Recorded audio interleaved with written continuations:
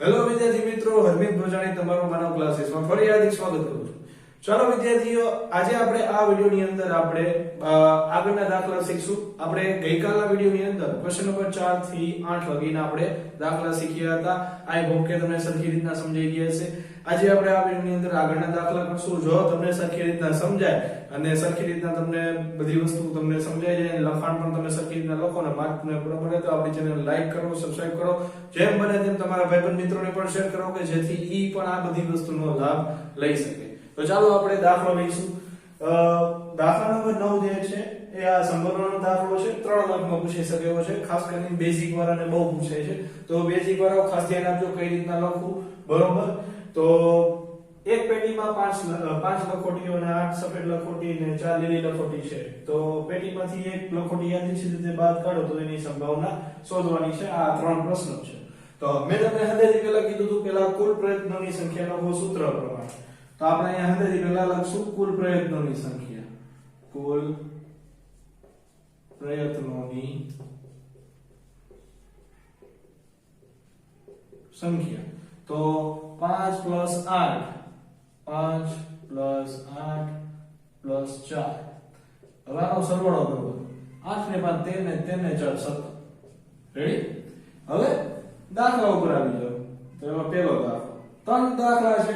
એકમાં સૂત્ર લખશો તો ચાલશે, બાકી એકમાં નહીં લખો તો પણ ચાલશે, બરોબર? નહીં લખો તો પણ ચાલશે. તો હવે ઘટના એ ધારો પેલા ઘટના એ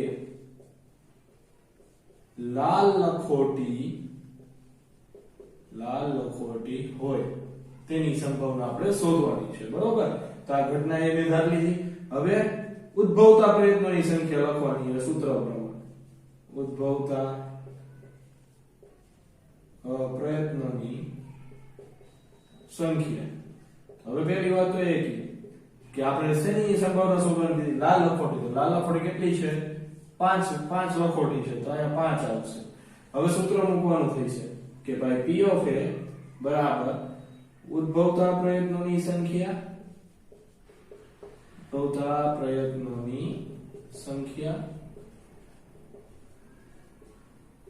છેદમાં કુલ પ્રયત્નોની સંખ્યા. હવે ઉદ્ભવતા પ્રયત્નોની સંખ્યા આપણી પાસે છે 5, અહીંયા લખો 5, અને કુલ પ્રયત્નોની સંખ્યા આપણી પાસે છે 17. તો આ પહેલાનો જવાબ આવી ગયો. હવે બીજો દાખલો. બીજા દાખલામાં આપણે સફેદ હોય એની સંભાવના શોધવાની. અહીંયા રોમનમાં 2 કરવાના. જો વિદ્યાર્થીઓ, ઘણા બધા વિદ્યાર્થીઓ આ વસ્તુમાં જરી ભૂલે. આમાં જે તમને નંબર આપેલો એ નંબર અહીંયા પેપરમાં આપવાના, કેમ કે એક્ઝામિનર જ્યારે પેપર ચેક કરતો હોય આ નંબર ઉપરથી ચેક કરતો હોય. આ વાતનું ખાસ ધ્યાન રાખવાનું. તો ચાલો ઘટના બી ધારું છું. તો ઘટના બી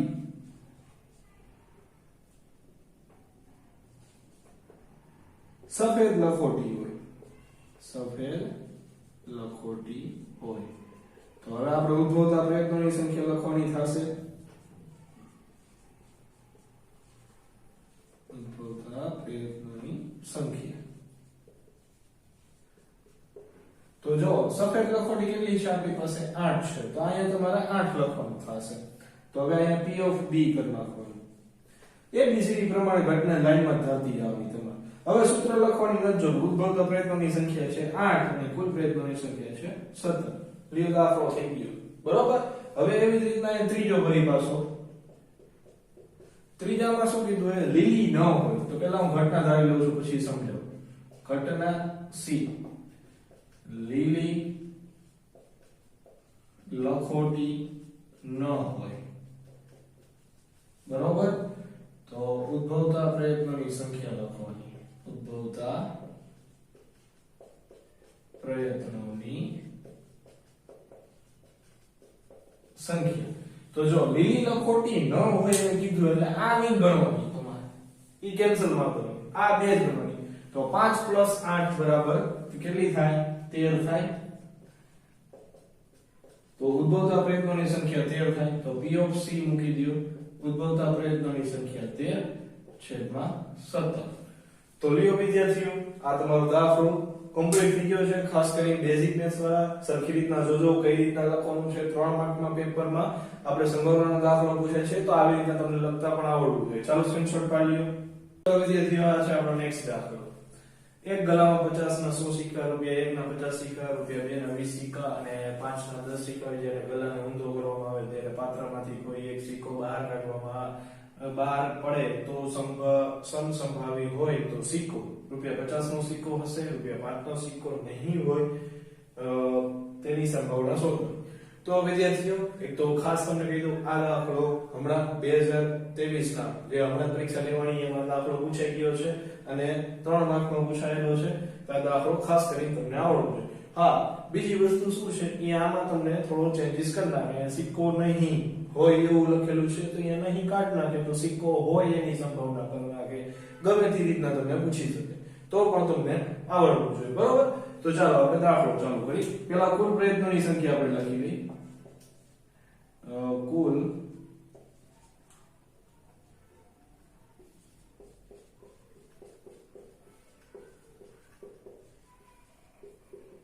કુલ પ્રયત્નોની સંખ્યા 50 પૈસાના કેટલા 100 સિક્કા લીધા એટલે અહીંયા 100 તમારે ગણવાના થશે. જોજો વિદ્યાર્થીઓ ખાસ ધ્યાન આપજો. 100 સિક્કા, રૂપિયા 1 ના 50 સિક્કા, રૂપિયા 2 ના 20 સિક્કા, 5 ના 10 સિક્કા. રેડી? હવે આ બધાનો સરવાળો કરી નાખો. આ બધાનો સરવાળો કરશો એટલે 150 ને 180 થાય. રેડી? ચાલો હવે આપણે દાખલા ઉપર આવશું. ઘટના એ ધારી લઈએ. ઘટના એ 50 પૈસાનો સિક્કો હોય. રેડી? તો ચાલો ઉદ્ભવતા પ્રયત્નોની સંખ્યા લખી નાખી. ઉદ્ભવતા પ્રયત્નોની સંખ્યા. હવે 50 પૈસાના જો એને 100 સિક્કા કીધા તો અહીં તમારે 100 લખવું પડશે. હવે પહેલી વાર સૂત્ર લખવાનું, બીજી વાર નહીં લખો તો ચાલશે. POP ઉદ્ભવતા પ્રયત્નોની સંખ્યા છેદમાં કુલ પ્રયત્નોની સંખ્યા. ઉદ્ભવતા પ્રયત્નોની સંખ્યા 100, આ 180, મીંડું ગયું. હવે જેટલા ભાગ ઉગતા હોય એટલા ઉડાડવાના. ખાસ ધ્યાન આપવાનું. અહીંયા 5 દુ વડે ઉડશે, અહીંયા 9 દુ વડે ઉડશે. અહીંયા 5 ના છેદમાં 9 થઈ ગયા. હવે બીજો દાખલો ઘટના B.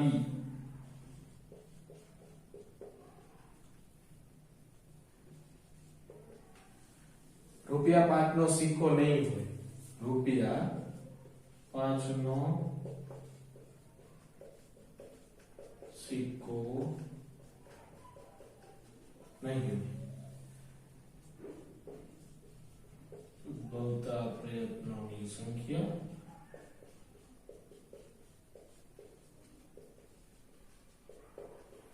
તો 5 નો સિક્કો નહીં હોય એટલે એનો મતલબ B. આ 10 તમારે નહીં ગણવાના. બરોબર? રૂપિયા 5 ના બાકી બધાય ગણી લે. તો 50 ને 170 થાય. 170. રેડી? તો 170 તો P of B મૂકી દો. 170 છેદમાં 180 મીંડું એવું ગયું તો 17 ના છેદમાં શું આવ્યું? 18. તો લ્યો વિદ્યાર્થીઓ આ દાખલો બહુ ઈઝી છે. બરોબર? પણ ધ્યાન ક્યાં જ રાખવાનું, 50 પૈસાના 100 સિક્કા એટલે 100 ગણવાના છે, 50 પૈસા નથી ગણવાના. આ વાતનું ધ્યાન તમારે લોકોને રાખવાનું છે. બરોબર? તો ચાલો આનો પણ સ્ક્રીનશોટ પાડી લ્યો. ચાલો વિદ્યાર્થીઓ આ છે આપણો નેક્સ્ટ દાખલો. ગોપી પોતાના માછલી ઘર માટે દુકાનમાંથી માછલી ખરીદે છે. દુકાનદાર મોટી ટાંકીમાંથી યાદચ્છિક રીતે એક માછલી બહાર કાઢે છે. તો આ ટાંકીમાં 5 નર માછલી હોય અને 8 માદા માછલી હોય. માદા માછલી છે. બરોબર? તો બહાર કાઢેલ નર માછલી હોય તેની સંભાવના. તમારે ખાલી નર માછલીની તમારે સંભાવના શોધવાની છે. તો પહેલા લખી નાખો કુલ પ્રયત્નોની સંખ્યા. ચાલો કુલ પ્રયત્નોની સંખ્યા. તો નર અને માદાનો બેયનો સરવાળો કરો. 5 અને 8.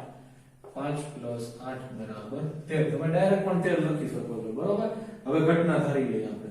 એક જ દાખલો છે તો ઘટના ધારી લઈએ આપણે કે ભાઈ ઘટના A બહાર કાઢેલ નર માછલી હોય. હવે ઉદ્ભવતા પ્રયત્નોની સંખ્યા લખી નાખી, બરોબર. તો ઉદ્ભવતા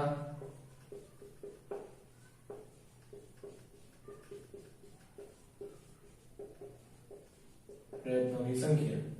તો નર માછલીની વાત કરી તો નર ખાલી 5 જ છે એટલે 5 જ લખવાનું આવશે. તો અહીંયા લખો P ઓફ A બરાબર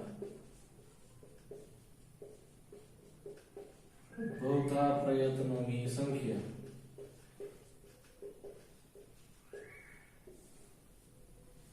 છેદમાં કુલ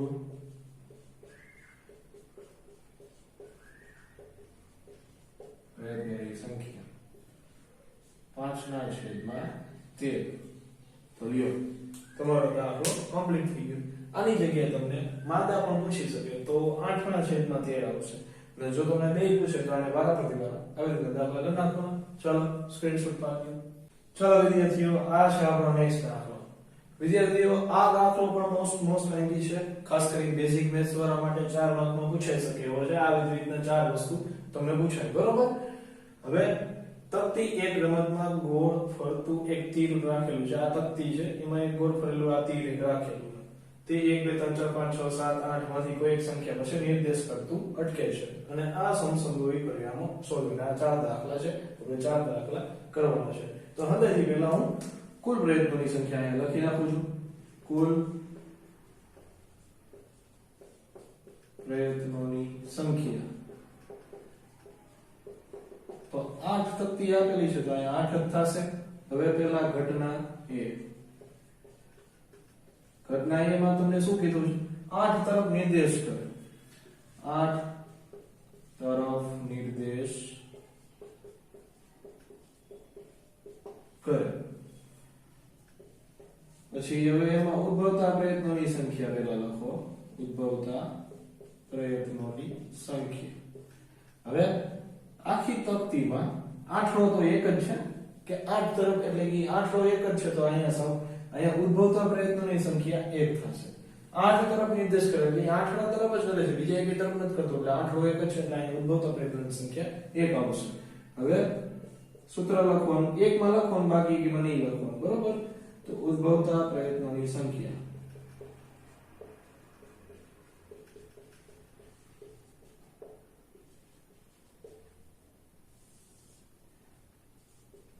છેદમાં કુલ પ્રયત્નોની સંખ્યા.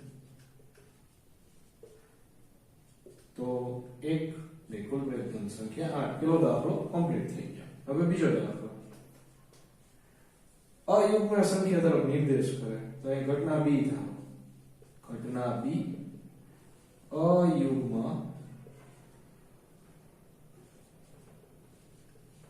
સંખ્યા તરફ નિર્દેશ કરે. હવે મેં તમને થિયરીમાં તમને શીખવાડ્યું હતું કે અયુગ્મ સંખ્યા એટલે એકી સંખ્યા. તો એકી સંખ્યા આ 8 માંથી કેટલી થાય? 1 2 3 ને 4. 4 સંખ્યા થશે. કેટલી? 4. તો ઉદ્ભવતા પ્રયત્નોની સંખ્યા. ઉદ્ભવતા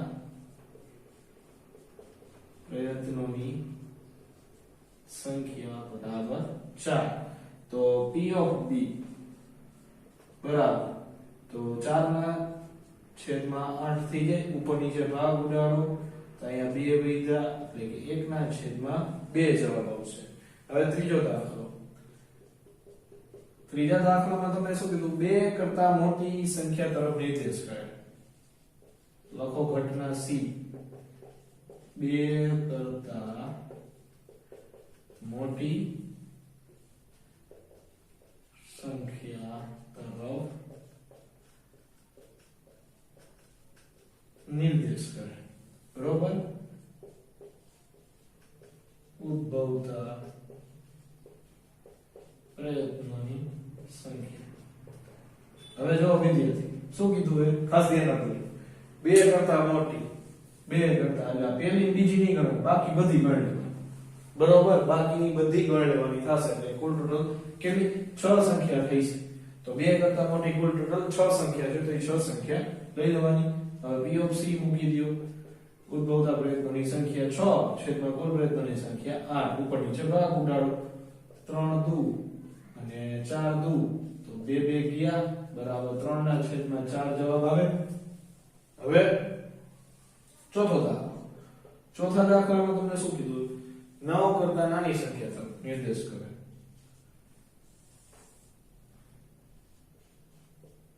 ઘટના ડી 9 કરતા નાની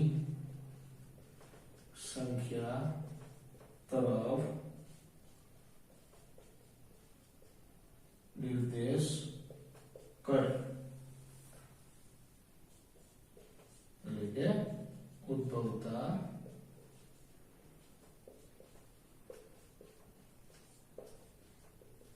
પ્રયત્નોની સંખ્યા. હવે 9 કરતા તો આ બધી 9 કરતા નાની છે તો 8 8 આવી જશે એમાં. એ 8 તો અહીંયા p ઓફ d મારી દો. ઉદ્ભવતા પ્રયત્નોની સંખ્યા 8 છેદમાં 8 તો 8 8 ઉડી ગયા તો બરાબર એક જવાબ આવશે. લ્યો વિદ્યાર્થીઓ આ દાખલો પણ તમારો કમ્પ્લીટ થઈ ગયો છે. તો ચાલો સ્ક્રીનશોટ પાડી લો. ચાલો વિદ્યાર્થીઓ આ છે આપણા વિડિયોનો લાસ્ટ દાખલો. બરોબર, પાસાને એકવાર ફેંકવામાં આવે છે તો અવિભાજ્ય સંખ્યા હોય 2 અને 6 વચ્ચેની સંખ્યા હોય અને અયુગ્મ સંખ્યા હોય. હવે પહેલી વાત ખાસ ધ્યાન રાખજો, પાસાને એકવાર બરોબર એકવાર ફેંકવામાં આવે એટલે કુલ પ્રયત્નોની સંખ્યાની 6 થશે. આ વાત ધ્યાન રાખજો. બરોબર, તો એ લખો પહેલા કુલ પ્રયત્નોની સંખ્યા.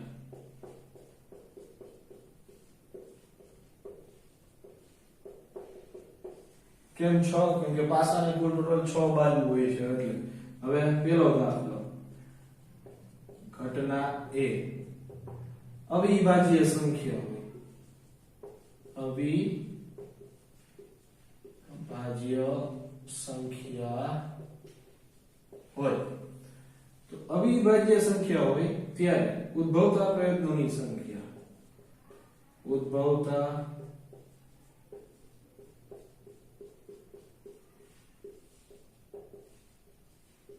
પ્રયત્નોની સંખ્યા. તો અવિભાજ્ય એટલે કે જેનો ભાગ ચાલે નહીં. એમાં 1 થી 6 માં તમારે 1 તો ગણવાની થતી નથી. 2 આવશે, 3 આવશે. બરોબર, અને 4 ના તો હવે પડે ને, કેમ કે 2 તો 4 પડે એટલે ઈ આવે 5 આવશે. 5 1 5 જ પડે છે એટલે. બરોબર, એટલે કુલ ટોટલ 3 થશે. બરોબર, અવિભાજ્ય સંખ્યા. તો હવે p ઓફ a એકવાર સૂત્ર લખો. ઉદ્ભવતા પ્રયત્નોની સંખ્યા છેદમાં કુલ પ્રયત્નોની સંખ્યા અને 3 ના છેદમાં 6 ભાગ ઉડે 3 2 3 3 ગયા એટલે કે 1 ના છેદમાં 2. હવે બીજો દાખલો. બીજા દાખલામાં એને શું કીધું છે? 2 અને 6 વચ્ચેની સંખ્યા હોય તો એક ધારી લ્યો ઘટના B 2 અને 6 વચ્ચેની સંખ્યા હોય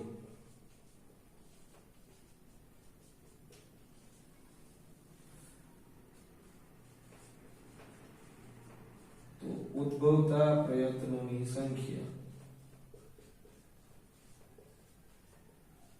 તો 2 અને 6 વચ્ચે કેટલી આવે? 3 4 ને 5. બરોબર, તો એ બે વચ્ચેની જ ગણવાની. આ બે નથી ગણવાની થતી એટલે આમાં 3 જ આવશે. તો હવે અહીંયા સૂત્ર લખવાની નથી જરૂર, ડાયરેક્ટ કિંમત જ મૂકી દો. ઉદ્ભવતા પ્રયત્નોની સંખ્યા ઉપર, કુલ પ્રયત્નોની સંખ્યા નીચે. તો 3 3 3 1 ના છેદમાં 2. આનો 1 ના છેદમાં 2 જવાબ આવ્યો. હવે ત્રીજો દાખલો. ત્રીજા દાખલામાં શું કીધું છે? અયુગ્મ સંખ્યા જે આપણે હમણાં જ ગણી ગયા. બરોબર, નેક્સ્ટ દાખલો. તો ઘટના C અયુગ્મ સંખ્યા. રેડી, લખો ઉદ્ભવતા પ્રયત્નોની